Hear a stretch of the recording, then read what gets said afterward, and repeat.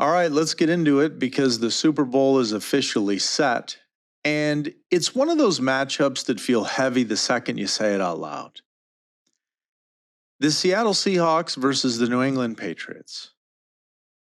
The modern juggernaut versus the dynasty that just refuses to go away. This is legacy football, folks, and this is power football.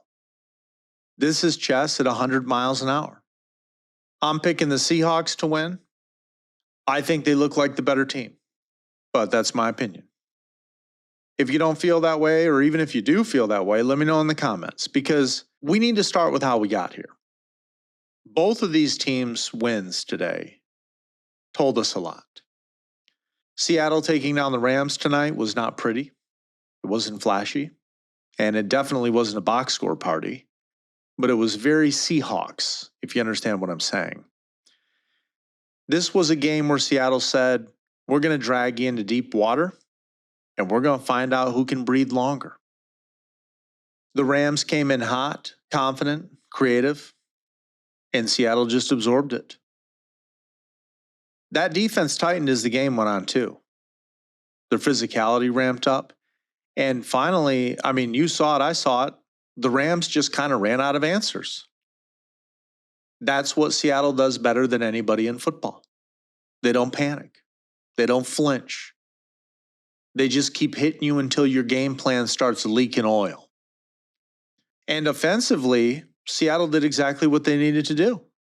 No unnecessary risks, no hero ball. They controlled the tempo. They leaned on the run when it mattered. And they made the Rams defend every blade of grass. Tonight's win wasn't about style points. It was about control. And when Seattle controls a game, they're almost impossible to knock off a script.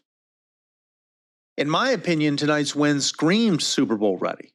Not because it was dominant. It was a relatively close game, but because it was disciplined. I'm sure Seattle fans all over the place are jumping for joy. I'm happy for them. Obviously, it sucks because Detroit's out of the postseason and, things didn't go the way we wanted it to this year, but I'm happy for Seahawks fans, honestly, because they're not a team, they're not a franchise that gets to be in this limelight all the time either. I think at the end of the game, I heard Tom Brady or maybe it was the other commentator say that they haven't been since like 2014 or something like that. It's a long time.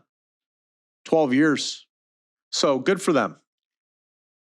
And now let's talk about New England, because the Patriots beating the Broncos was an obvious one. I think we all seen that coming. I think that was probably the most Patriots win imaginable.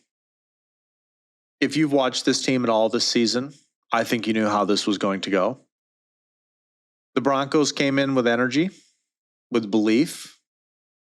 They still had their defense, even though they had an injury at quarterback, but they still had their defense who could punch back. But New England just calmly dismantled them piece by piece. Nothing loud, just precision, just execution, just kind of drug them out a little longer. The score didn't indicate that, but it just, that suffocating feeling where the other team looks up in the fourth quarter and realizes you've been losing the entire time. And I think you got to give it to Mike Vrabel, because it's not like the Patriots have overwhelming talent. They have some stars for sure, but it just felt like they beat them with experience, situational mastery, clock management. That stuff matters in January and February, and New England has lived there all season. In my opinion, it looked like they turned the game into a math problem for Denver. And once again, they were better at math. And so this is obviously a team that understands how to win playoff games better than anyone on that side of the league. And ignoring that heading into February would be very foolish. And so now here we are. Power versus precision. And what makes this matchup so fascinating is that these teams are elite in completely different ways. And yet both are incredibly comfortable playing ugly football if they have to. I think the Patriots want that game to be slow. I think they want it to be methodical, controlled. I think they're going to want to limit possessions on Seattle, maybe even turn it into a game of inches. I think they're going to look to test Seattle's discipline, maybe force them into some coverage decisions. I mean, that's always kind of been the Patriots' formula, even with a change in coaching. Make you think, make you guess, punish you when you're wrong, win the game. I think Seattle wants chaos. Controlled chaos, but chaos nonetheless. I think they want pressure. I think they want to make Drake May feel it. I think they want hits. I think they want to make Mike Vrabel uncomfortable early and often. I think they want to speed up the Patriots' decision making and turn this game into something physical and exhausting. Because I don't think Seattle wants to just beat you. I think they want to wear the Patriots down mentally until that fourth quarter feels like they're going to lose. I think they want the Patriots believing that they just can't get a win here. And that's where I kind of start leaning Seattle. Because while the Patriots are incredible this season, I mean, make no mistake, I around like mid-season, I started thinking they're going to be a Super Bowl team. But Seattle is one of those few teams that doesn't blink.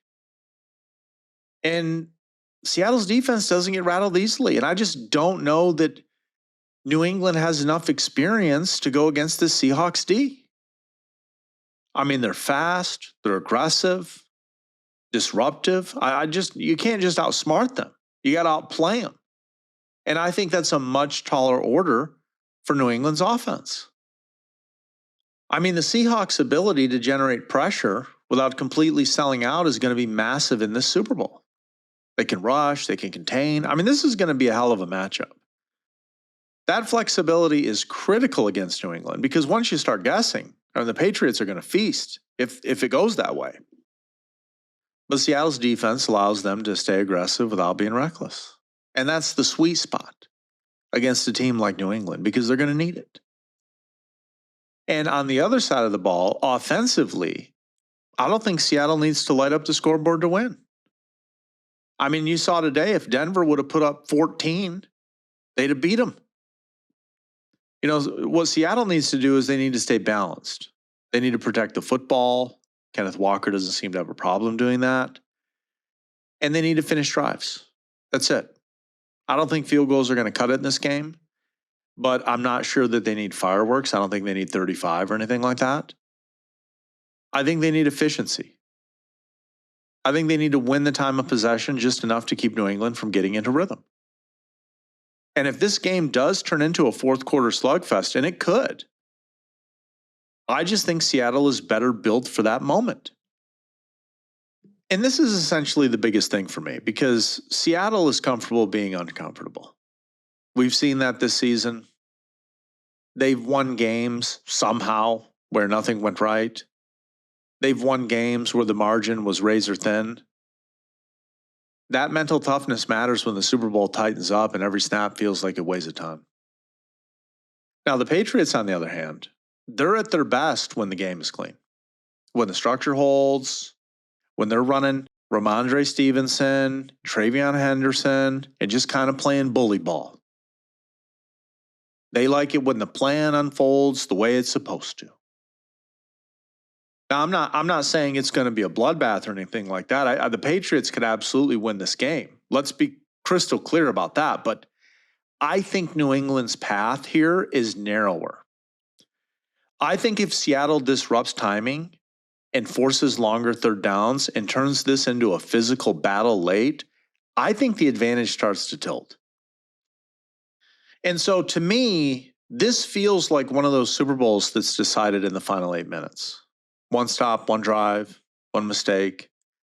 And in that moment, I just happen to trust Seattle's physicality and defensive pressure just a little more than I trust New England's precision holding up under fire. That's just what I've observed this year.